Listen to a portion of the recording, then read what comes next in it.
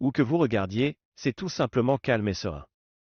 C'est cette atmosphère détendue qui attire des légions de touristes dans le comté de Chongzhou, à environ 1 heure et demie de route de la grande ville la plus proche, Chengdu. L'excellente qualité de l'air et l'environnement agréable font que cet endroit mérite d'être exploré à pied. L'hospitalité chaleureuse ici est hautement louable, et nous la trouvons tous vraiment délicate. Cet endroit est un creuset de l'histoire culturelle de la Chine, tout aménagé dans ce comté pour que les touristes se sentent chez eux. Si les 7700 habitants de ce comté ne peuvent pas remonter le temps, ils espèrent au moins arrêter l'horloge pendant un moment.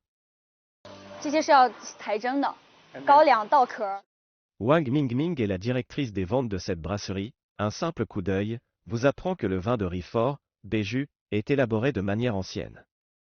Cela fait partie de l'attrait qui attire les touristes vers ce site. La recette est transmise depuis l'année 1173 et aurait été créée par la légende locale, le poète Liu Yu, en incorporant quelques 33 herbes médicinales chinoises différentes. Les touristes boivent tout cela.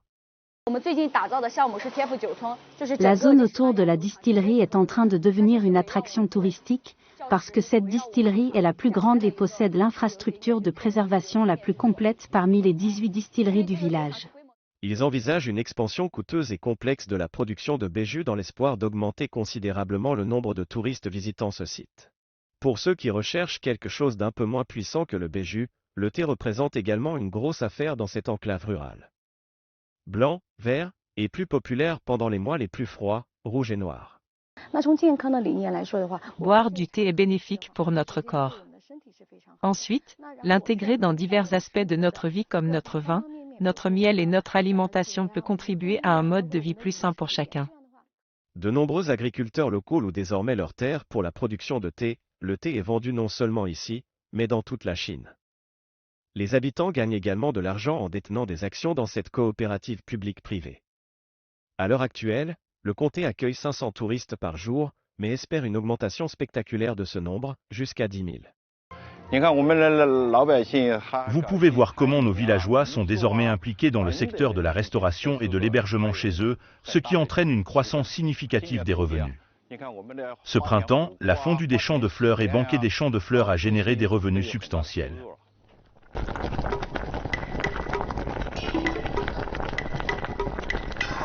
C'est exact. Incontournable dans le Sichuan, la fondue est également en train de contribuer aux finances du comté.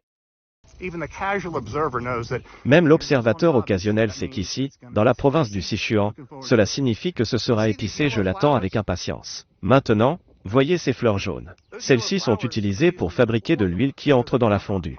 Donc, j'attends ça avec impatience. Ce sera extrêmement savoureux et épicé. Le comté utilise désormais ses tentes pour des repas éphémères. Le week-end, il est difficile de trouver une place. Nous avons collaboré avec une coopérative locale pour développer ce projet, qui est également une initiative pilote.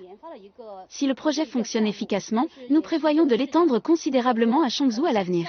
Et ce sont des artères de bœuf, des béhufs épicés, des saucissons sucrés, des pâtes de crevettes, des intestins de canard. Cela pourrait aussi être le bruit de l'argent. L'objectif est avant tout d'améliorer la vie des habitants grâce à ce qu'on appelle une zone rurale agréable à vivre et propice aux affaires.